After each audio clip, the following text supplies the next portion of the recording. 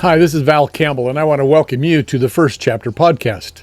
Today we're going to meet a new author. So without any further delay, let's jump right into it. Well, so you are an author. I am. And how is that?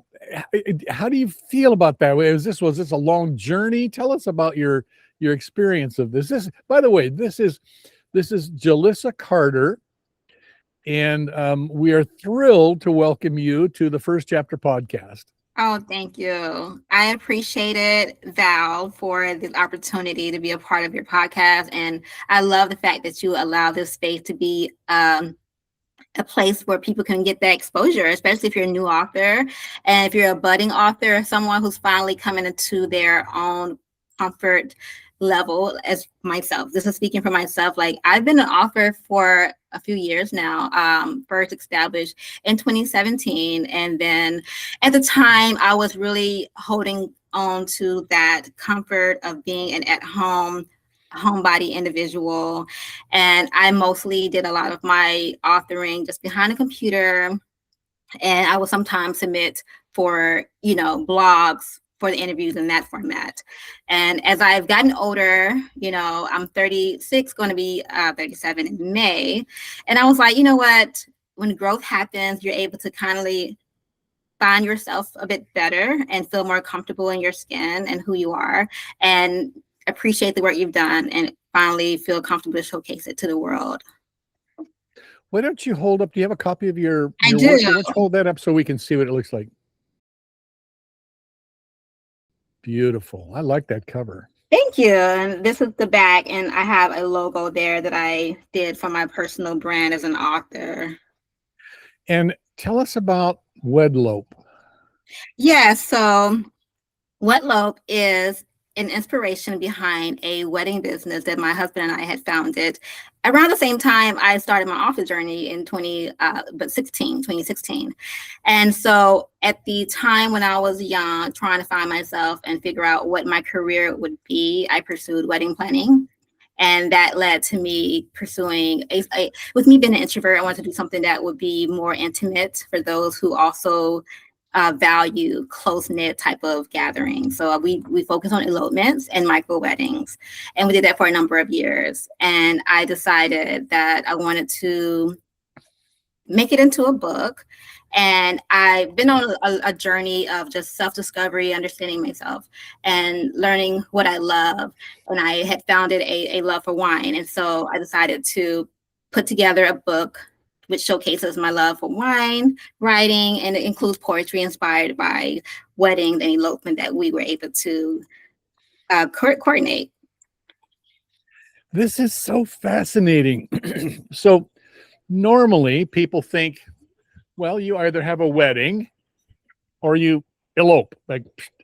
But the idea that you plan an elopement is kind of curious to me. How is that? I mean, elopement is usually like, hey, let's sneak to Las Vegas this weekend. I don't want to do the wedding thing. Yeah, so for us, we want to, so with me as a creative, I love to find unique ways to coordinate things and, introduce a new experience for people. And I found it that a lot of people were interested in saving money. And so they would want an ideal way to elope or have a quick little courthouse wedding. And so I said, hey, let's go ahead and go into this market, this niche that isn't very widely known at the time. And so the way that we do that is I did the coordinating, calling people who were interested or putting up ads for people who were interested. And my husband was the one who went and got his license to be an officiant, and he would be the one to officiate. And so the way that we did that was I would put an ad that says, hey, are you interested in saving money? You want a wedding that is intimate, and the advertisement would say we will come to you, whether you want to have a backyard elopement, whether you want to do an elopement at a place where you and your significant other first met, like that's a library or a museum. We would meet them where they would like to have that idea elopement or small matrimony. And that's how we were able to coordinate that. And it was a great opportunity to be a part of our community as well. You know, like I was mentioning before, I was super introverted and mostly relied on being an author, being behind a screen and not really showcasing myself. And I was like, well, let's go ahead and do this business. And it was first called, not Wedlope, it was first a mouthful called Art Story Pop-Up Wedding. And the reason for that name was because my husband and I, we met in art class, and I wanted to kind of incorporate that, you know, because I just loved marriages. I love to kind of highlight the importance of it and things of that nature. And so it first was Art Story Pop-Up Wedding, and I would go to my kids' school. We have 2 kids. And I would say, hey, what do you think of this business name? Because we had like a little magnet on the car. And one of the parents would be like, oh, it's nice. I said, well, I'm thinking about changing it because it's so long, you know, Art Story Pop-Up Wedding. I know that's a mouthful. And so I was brainstorming ideas. The next time I went to the school to pick up my kid, I would ask the parents, say, hey, what about this Wedlope? You know, and she was like, oh, that's easy to remember. I love it, you know. So that's how it ended up becoming Wedlope. And I had ended up changing it, I think, maybe like a year after forming it as Pop-Up Wedding, Pop-Up Story Wedding, Art Story Pop. See, it gets so confusing. I forgot how to say it. But yeah, so that's how that evolved into Wedlope. And then I love that name because it's a mashup. Kind of like, you know, it's a made-up name, but it's also a mashup. So I was inspired by, you know, YouTube, Google, and things of that. And so I was like, well, weddings and elopements, put those together as Wedlope. And nobody else has it. I love to be a business or a brand that is different and, you know, unique on its own. No, it's brilliant. Excuse me, just brilliant. I love it. So I'm intrigued by your comment that I'm going to try and recapture what you said, that you're in love with marriage is what you said. Could you tell us about that? Because I got to be honest with you, that's not the most common thing that I hear out of people's mouths these days, and it is near and dear to my heart. So would you please share what your passion is on that? Yeah, so it originated whenever my husband and I had met. We met in high school, and I, you know, just value that because I've never really seen it. It's something that isn't popularized. A lot of people are, you know, choosing singleness on purpose, or they choosing to have relationship that isn't committed, things of that. And so I've always just wanted that. It was a dream of mine as a little girl to have a marriage that is healthy, have kids who are loved on and things of that. And so the reason why I love marriage, me and my husband been married for going on 15 years in April. Congratulations. 15 years. Thank you. And I love it because it is something that is formed based on 2 people choosing one another, you know, and it's a commitment that requires a lot of growth, a lot of work. You know, it requires so much to not only be there for each other as a couple, but to be there and have yourself as a person who has grown as an individual and did the work for themselves to be a better person for the significant other. So it's a lot that goes into it. And I am not only an author and a person who owns a business as a wedding planner, I'm also a person who is a life coach, who loves to be a person there for couples or individual needing that support. And that's what I do. And that's why I love it so much. And mainly because I never seen it much growing up. That's really wonderful. I normally try not to insert myself too much in these podcasts, but I'm going to share with you that I reached a point in my life where I wanted to get married again. I love being part of building something, being committed, being all in. And it took me quite a while to find someone who, who kind of shared that. And I didn't want to just marry her. I wanted to marry her family. And I ended up through a long story we won't get into, meeting someone from the Philippines. I had some business interest there, and I saw this young woman in a group that I was doing some recruiting in. And it was definitely one of those like, wow, who is that? I think I want to get to know her. And we just got to be friends. And she's the youngest of 10 kids. And in that culture is very often falls to the women to go out and figure out some way of supporting all of this huge extended family. And that's usually happens by marrying somebody from overseas.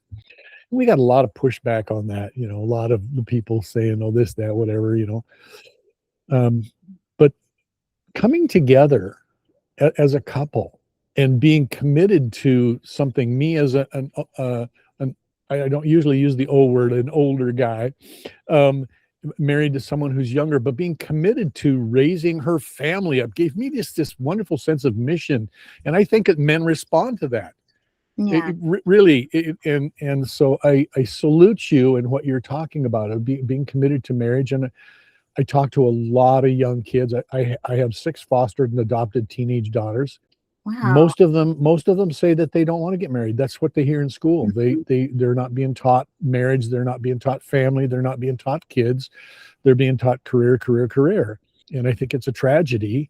And I write and speak about this often because the bonding, whatever word you want to use for it, the bonding of people in a family is the foundation of a stable society. Without that, all you've got is everybody out doing whatever they're doing, right? Right. So I salute that mission that you're on and the message that you're delivering. And it's one of the things that attracted me so much to you as an author and wanted you to get on this podcast was when I saw what your writing was about. I just thought it was just a tremendously valuable message, not just fun, not just a read, however, but this is a core values message that I think is really, really important. So congratulations on that. I appreciate that. I really do. And I love that you shared that about, the dynamic between you and your wife. And, I think that is a good thing that you cherish that you've built with her.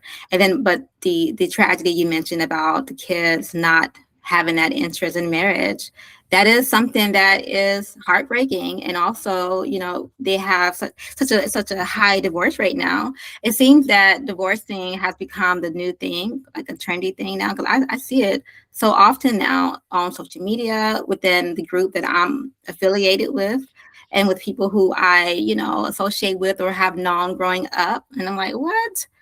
So, I think that motivates me to fight harder for my marriage, and, I got married at a pretty young age, and each point in our marriage was a learning point. You're excited. Well, for me, I'm so excited to get married because it's like growing up back when I was younger. I used to be this girl who just loved watching those Cinderella movies, fairy tales, Beauty and the Beast, things like that. I'm like, oh, I can't wait. That's gonna be me.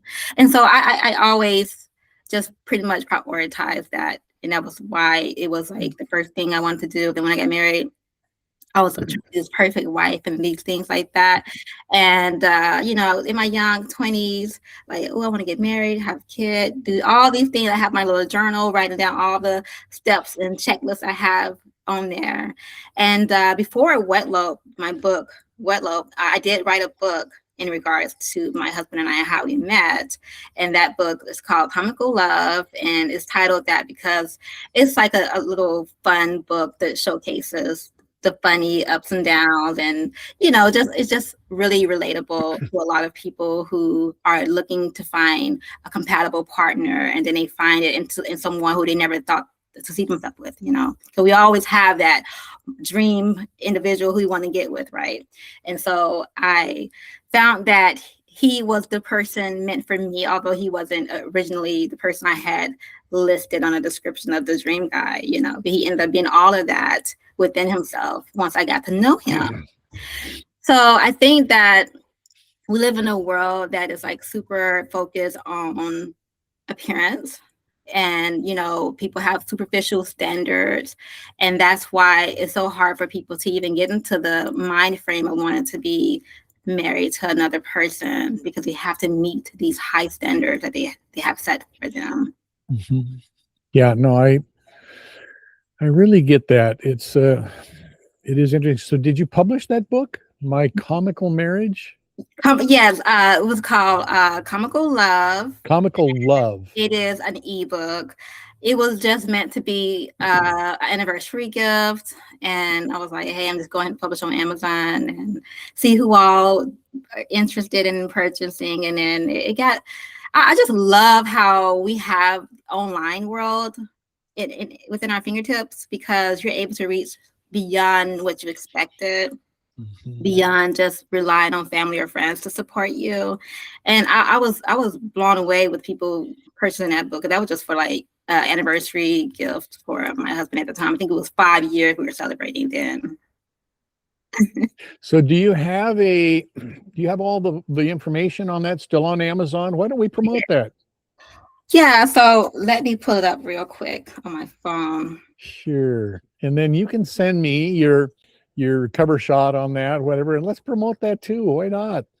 Yeah, because I know that that's one thing that has been such an important part of my world, romance. And so I'm just going to pull it up just so I can show it to the camera and so your audience can see.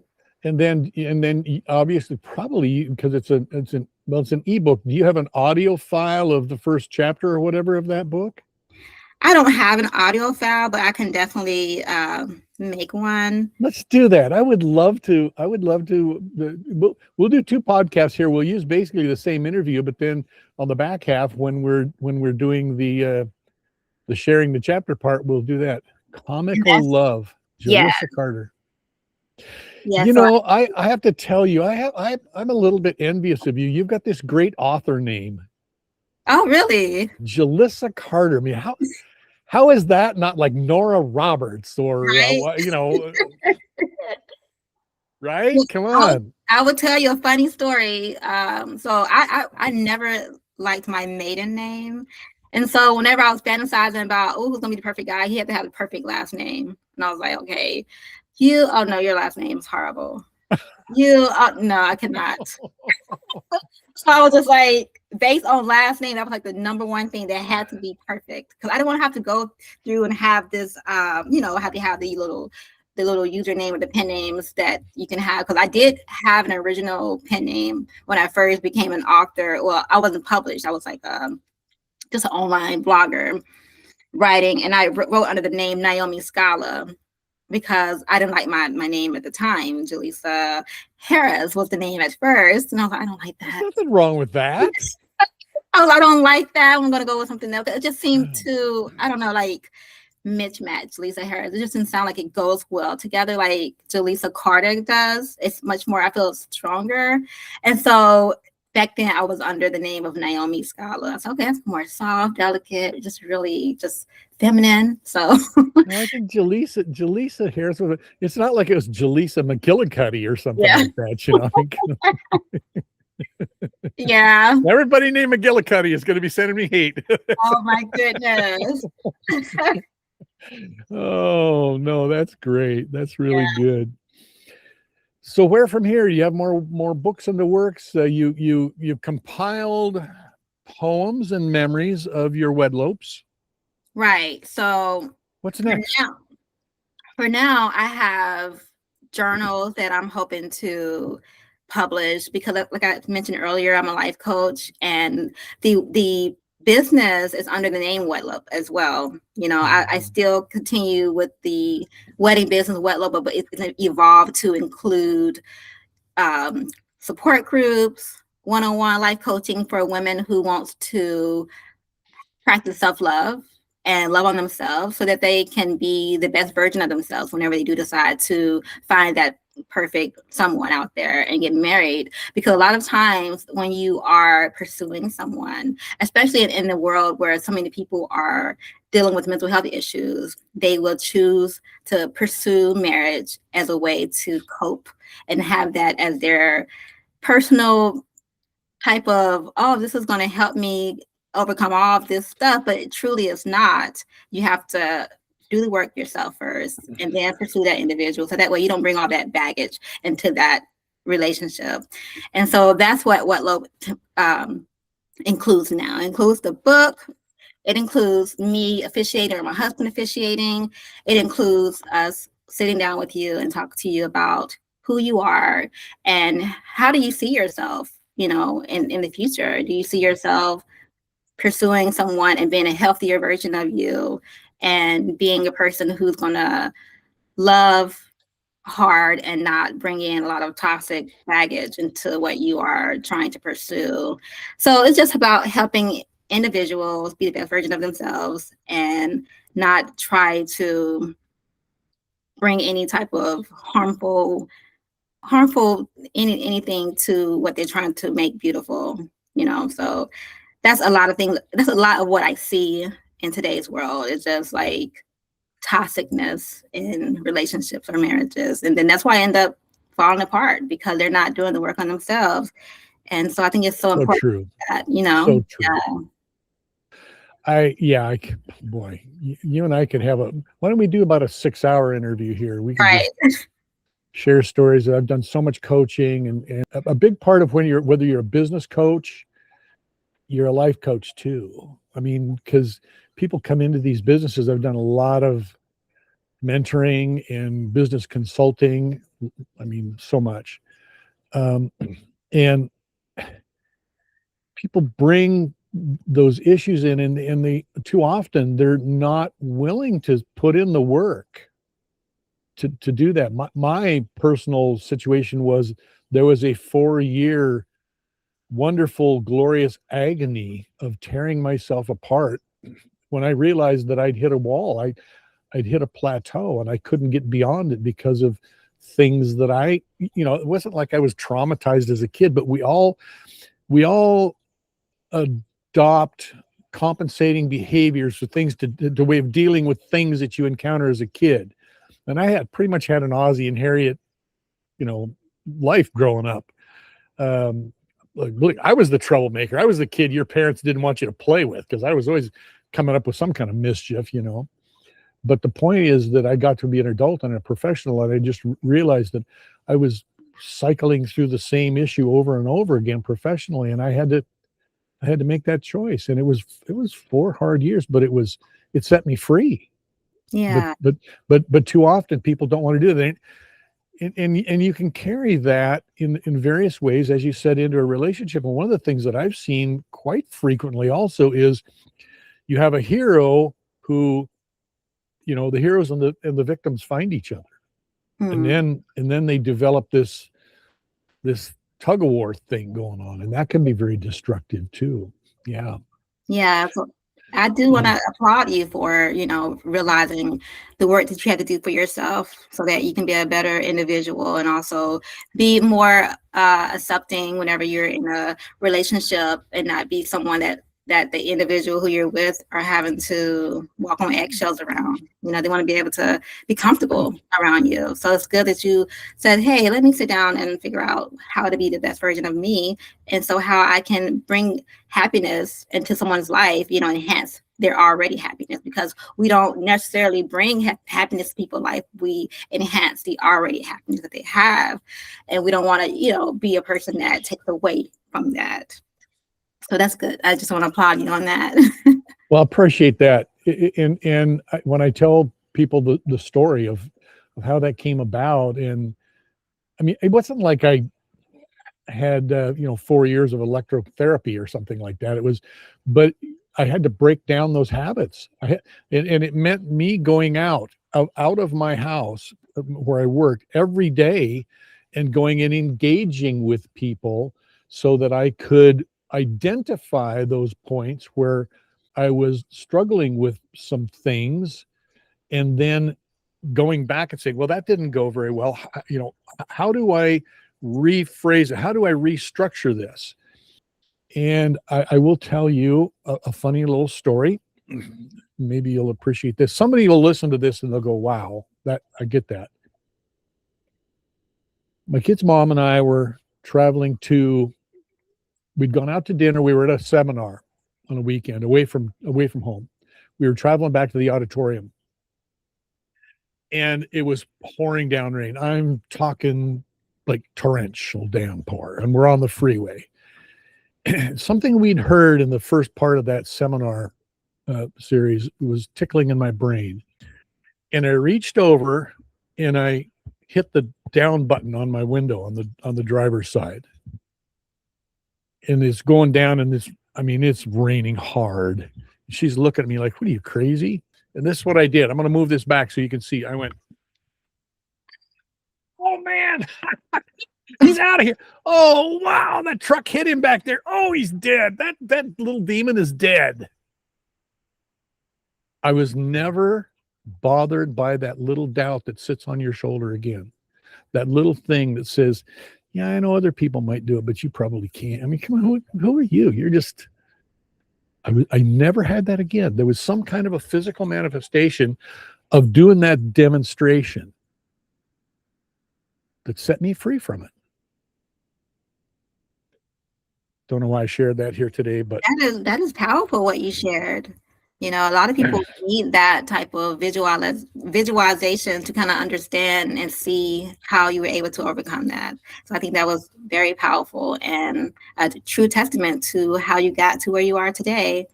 somehow you need to break out of those things and take ownership of it. And so what comes up now for the brilliant artist Jalissa Carter? Do we sense steamy romances in your future? Because that's like, Molly meets the billionaire or makes the billionaire or is there some kind of adventure in your writing future? Well, I know for sure that now I am so focused on building my brand as Wedlope and allowing people to understand that we are available to help them achieve the person they want to be so that they can get into a life that is a great place for them, because a lot of times we are stuck in our old ways. So we want to get into a place where we are comfortable and happy with who we are and be complementary to who we're trying to build a life with.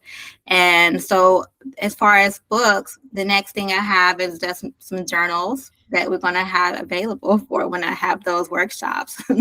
But yeah, so Wedlope has just been such a perfect example of me taking a new path, this opened up new doors. It first started off as a wedding business, and now it is a testament of that wedding business. And then now we are transitioning into helping women in particular figure out how to be the best version of themselves and love on themselves so they can be better equipped to love on another person. And but I did have those steamy romances in the past. I have a collection of books, and they are up to 7 books I have right now in my catalog. And one of the books that I had that was steamy romance was based on this girl or this woman, and her name was Vanora Adler.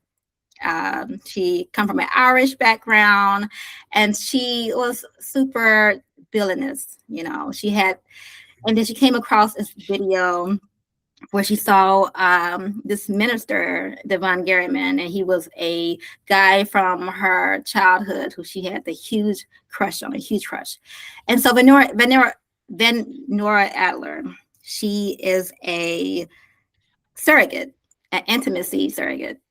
And that's what she did for her career. And so she decided to use that as a way to entice and try to get Devon Garriman to want to be with her. But Devon Garriman was married already, and she didn't care. So that book is the book that came before Wedlope. And it was steamy, thriller, and one of my favorite fiction books to have written. And I'm just like, wow, I couldn't believe I came up with a character that was that crazy. But a lot of people responded well to that book, and it was Good. It was a sequel to my first book, Testimony Tales and Females. And those are published? Those are all published on Amazon. Oh, we need to get you out there. Yeah. I tend to write very steamy. I write very authentic books. I don't like just sexuality for the sake of sexual, but it can be part of a relationship, and it's an important part. And my books always take a turn. They sometimes start out being, pretty graphic. I don't want to seem weird about this, but this is the way people live in today's world. But then I think it's important for me as an author to turn that and say, what happens later? What happens after? Where does this go? And to show that there can be other sides of these relationships, and to develop something more well-rounded, out of that, because all too often today relationships start in that direction, right? It's like a hookup, and yet what if we can take that and make something more beneficial out of it? I don't know. I'm stumbling through that a little bit, but I had that thought while you were explaining that, and I haven't really gotten into your Wedlope book as much as I would like to. I took a look at some of it. Mostly it's like poems and things and shorts. Yes. You must have been a part of some amazing success stories. Yes. I would love to hear some of those. I don't know if you're inclined in that direction or if you've thought of it, maybe you have, but that is a really intriguing and uplifting trope, if you will, for stories, for, okay, we did this, but look what happened because of us helping these people, these great stories of these marriages and how they came together.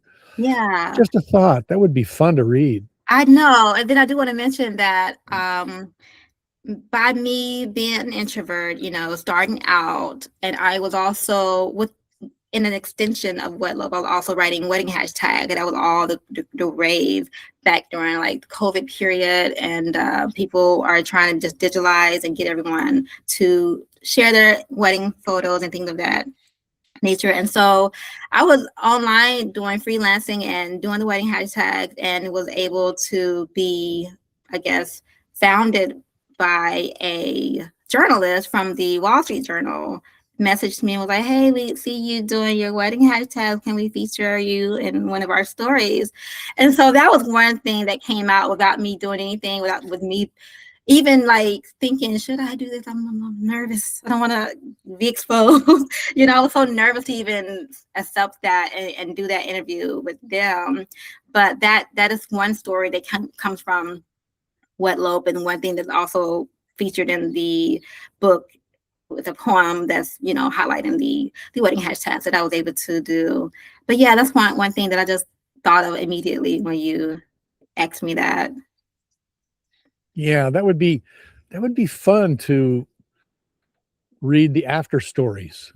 Okay? Yeah, we helped this couple with their micro wedding. My wife and I did a micro wedding. I mean, it was my best buddy, who is the most unlikely officiate, the most unlikely person you could imagine being an officiate. Right. Did you ever see the Stallone movie Get Carter?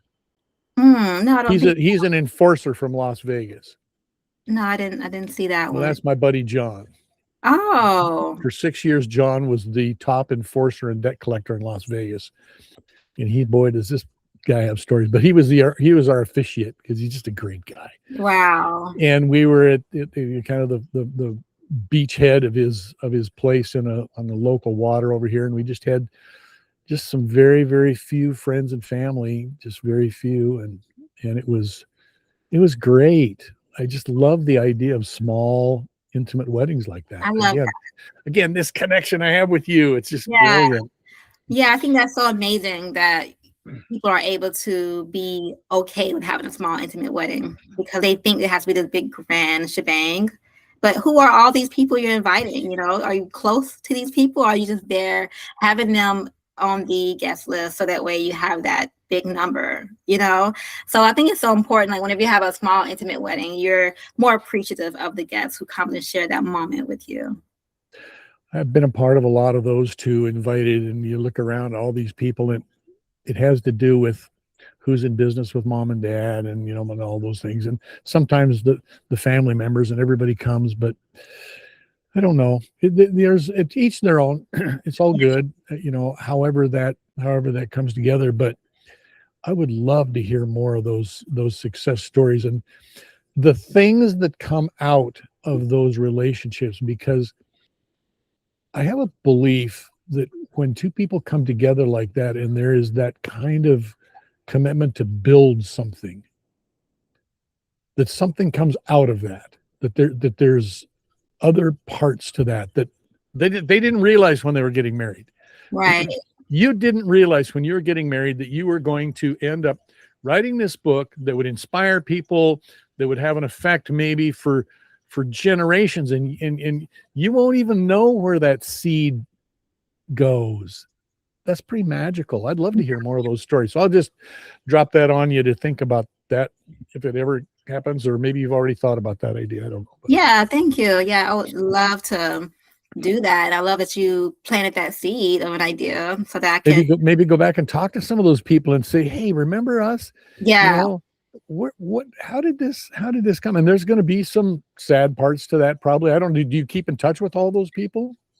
I have so some of the people who are local to where we are, I keep tabs and I have them on my social media.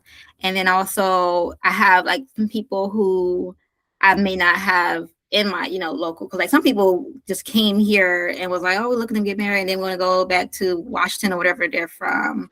And then I'll be nosy and go look them up. And I'm like, oh no, like sometimes they'll be divorced. Mm-hmm. But I've seen some of my couples who are still here. Like the very first couple that we married are still married. And so that brings a smile to my face to see that. And so just being able to add extensions to Wedlope and letting it grow as a brand, allowing those people to see that they also have an opportunity to come back and say, hey, oh, can I have you as my coach to help me in this phase I'm in right now in my marriage.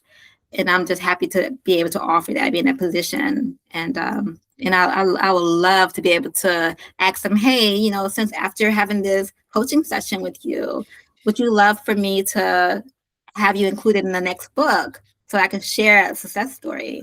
You can always make it anonymous. I mean, they don't have to use their real voices, their real names or anything, but that would be, see, that's the kind of thing that this squishy romantic guy kind of gets excited about. That's a whole Hallmark movie there, isn't it? Oh yeah, definitely. Yeah.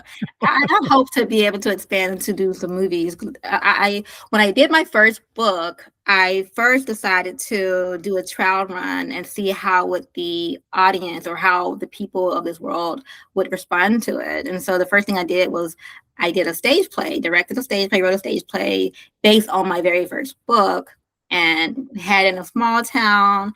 And it was a good bit of attendance there. And we had it on film, which I have it on film now. And I have to go get it redone. You know how nowadays DVDs are just like, so I'm going to have to figure out how to get that maybe on a drive. But yeah, based on that, that's what inspired me to decide to go ahead and publish it into a book.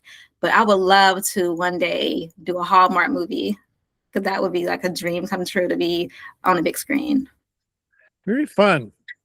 Yeah, a lot of us have those aspirations, except I was actually approached by a producer, and he said they want so much control, and I'm just too much. Oh yeah. My stories are too specific and too detailed, and I don't want to. It was part of my whole thing is I didn't want to Hollywoodize them. I want them to be very, very real. And if real is gritty, if real is sometimes offensive, then that's part of life. That's part of what these people. Most of my books are about trafficking victims and abused women that have been rescued, and what they did with their lives after that. That's the basis of almost all of my books. And so you can see where I come from, that if you don't deal with the tough stuff, then what these young women went through, then how do you appreciate the triumph and the victory? and Yeah. they're real. These are, most of these stories are, if they're not maybe real people, but they're based on real people and real events and real situations. Anyway. Yeah. Well, I think that, the way Hollywood does like to try to come in and take away from your creativity. I see a lot of people who utilizes YouTube now, utilizes these independent Yep. networks now. And so you can always get into a space where you're online and kind of network with some people who are in that space and pitch your idea and get to collaborating with them. But yeah, definitely that there is a space for your type of storytelling. My son is working on a business project with some people that are developing some AI and green screen technology that's just amazing. I mean, it is crazy. Scary sometimes when you Yeah. realize the potential implications, but they're telling me that it's not too many years down the road that you'll be able to just sit down and create a movie and write the script, and the AI technology will take that and make a film out of it. And I use AI quite a bit with my text to speech rendering. I don't use authors to read. There's a whole series of reasons for that, but when I'm doing my audiobooks, I use text to speech editors, and they're very good now. It's almost it's hard to tell almost that it's not a person reading it. Yeah, I actually have that on my Wedlope audiobook, AI doing the reading for it. What platform did you use, if you don't mind me asking? It was Amazon, KDP, Kindle. Yeah. I use the Kindle direct publishing platform. Yeah. And just uploaded the manuscript and selected the voice, and then that was how it was produced. I have a platform that I found called Narrakeet, just like it sounds, Narakeet, like parakeet, but Narrakeet. And it is an amazing tool. I'm developing a masterclass series on how to be an author, and dealing with editing and some of those things, because sadly, in some ways, I mean, we're replacing some career paths, I guess, but we're the point very soon where we won't really need to use editors so much. It's there's so much that we can do with the tools that we have available, and helping us to become better authors for one thing, by using the tools. But then the tools really can. I used a professional editor for my first 3 books, and I going back and found out that she and I were both missing things, as wonderful as she is and as much as I learned from her. But boy, the tools these days are pretty amazing. So anyway, that's a great platform also, Narrakeet, because it's got a feature in there called preview, and you can throw a couple of paragraphs in there if you want to hear how it sounds, because sometimes it's good to hear that as you're writing, and it doesn't charge against your time on the platform. So it's pretty cheap anyway in that particular venue, much cheaper than some of the others, but you can throw that in there and hit preview, and it'll read it to you. And it's got like 600 voices and accents and languages and things. Oh, wow. Pretty amazing.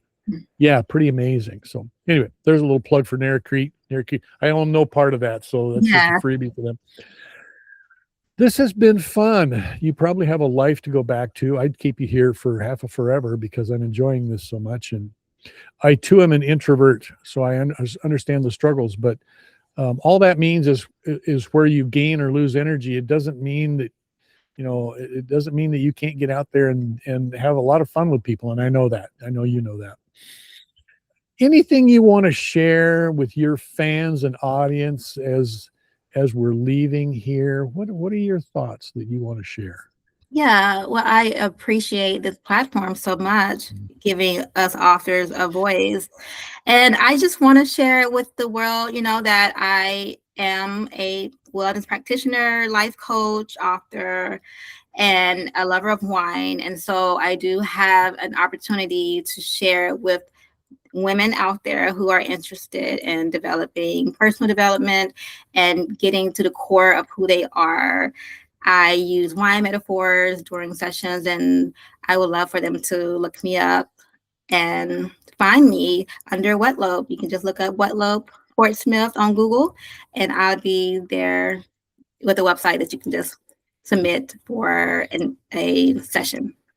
Jalissa Carter. I still wish I had that name. That's a great name. Oh yeah, I see now so many people with the name. Whenever I go to check on my digital footprint and I type in my name and I pop up, but then there's multiple other people, Jalissa Carter. And so I'm just like, oh wow. See, you've started something. Now I'm going to have to write a book, and I'm going to write it under Jalissa Carter. And you're going to look and you go, wait a minute. I know that guy. He stole my name. Well, it was certainly a pleasure to be on this platform with you. Thank you. It was a pleasure. Yeah. Bye-bye. Bye-bye. Compelled by love. In the heart of the winery's place, we bloom like wine glasses, full and overflowing, until the last sip savored without haste. Be my wife, you ask, and my heart's glowing.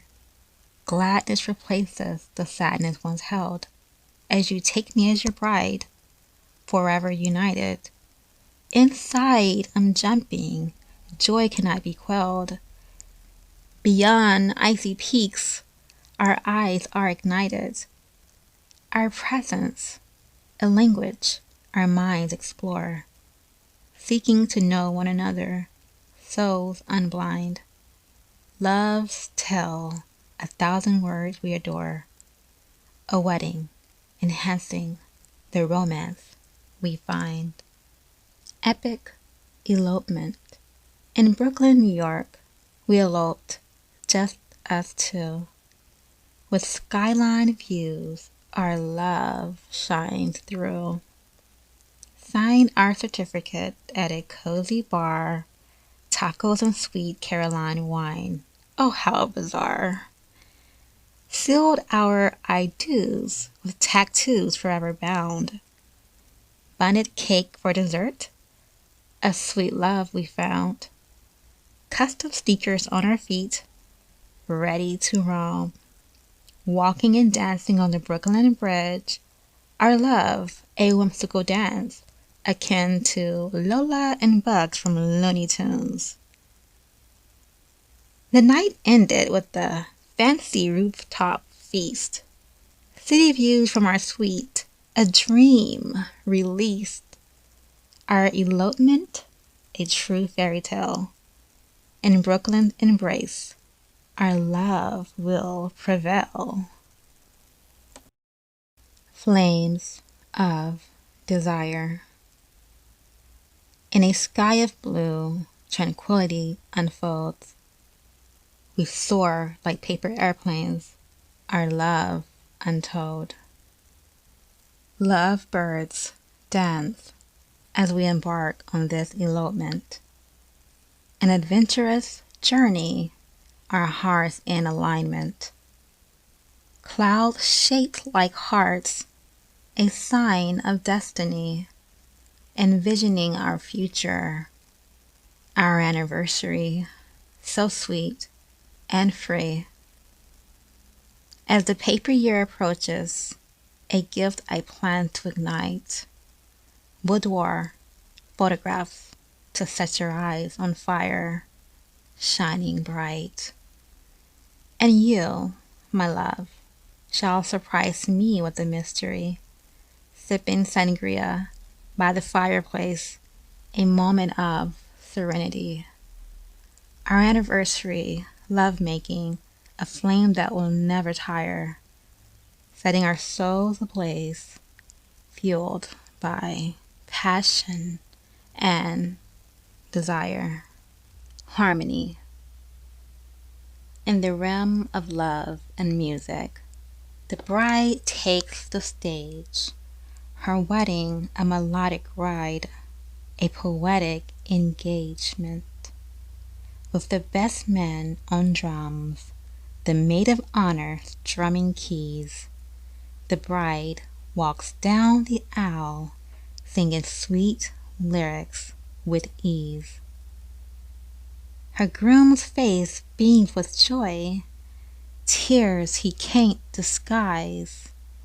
As the harmonies intertwine, their love reaches new highs. Their story began at a wine bar, off the beaten path. Now they stand together, perfect match in love's aftermath. In the ballroom, the wedding band plays a vintage tune. At last, they sing under the moon's gentle croon. Their souls intertwined, their love forever steadfast. A celebration of music and love, a moment to cherish at last. Enigma. Love dances on every page, defying the unknown. Let's settle the debate. The wine, a blend of cherries and dark chocolate cascades from the fountain. Guests, eager and hopeful, approach with anticipation, unaware of any deception. Wine tasting reception. At the wedding reception, we had an amazing wine tasting experience. The flavors unfolded, creating a truly captivating atmosphere. We savored the fruity, oaky, and spicy notes like a parade of delightful flavors.